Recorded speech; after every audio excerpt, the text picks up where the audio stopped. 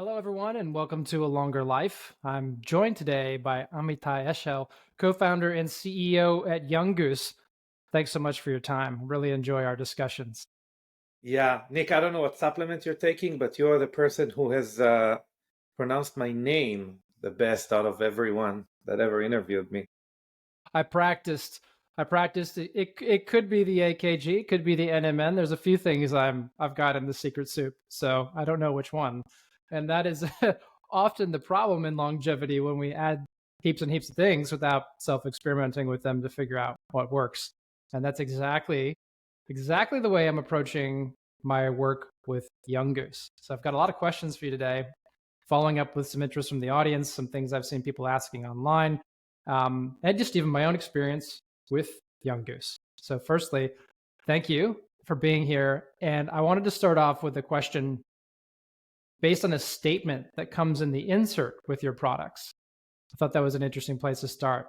And you asked this question. I thought it was quite provocative, and it was a very great entrepreneurial question. And the question was, can we effectively deliver longevity molecules through the skin?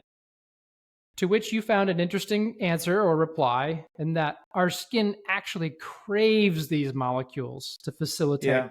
its own repair. So let's go back first to the question: can we effectively deliver longevity molecules through the skin? And hear your answer. So there are a few prerequisites, but I think it's a double. I think there are two. First of all, we need to follow the laws of physics. First of all, so they need to be of a certain molecular weight, which really, in other words, mean their size. It's a little bit different than weighing them on the scale. Basically, you're talking about what is their size, and then can they penetrate to something that is the pore in the skin.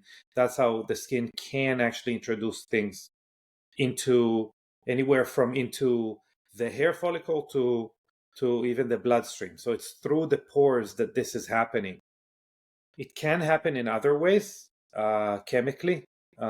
If you use, for example, glycolic acid, it could happen by dissolving the bond, or even if you injure the skin, right? Like if you create micro channels, we call, which is injuries, you could even do it further. But that's not what we're discussing normally.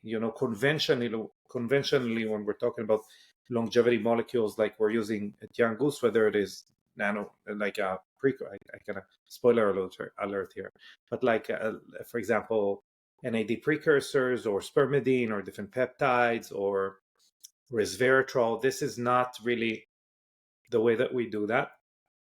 So we need to account for molecular weight. We can use delivery systems that make it more have the ability to penetrate the lipid barrier of the skin. And the third thing that I think is important, that is within the formulation, is to make sure that we actually provide the ingredient that we set out to provide.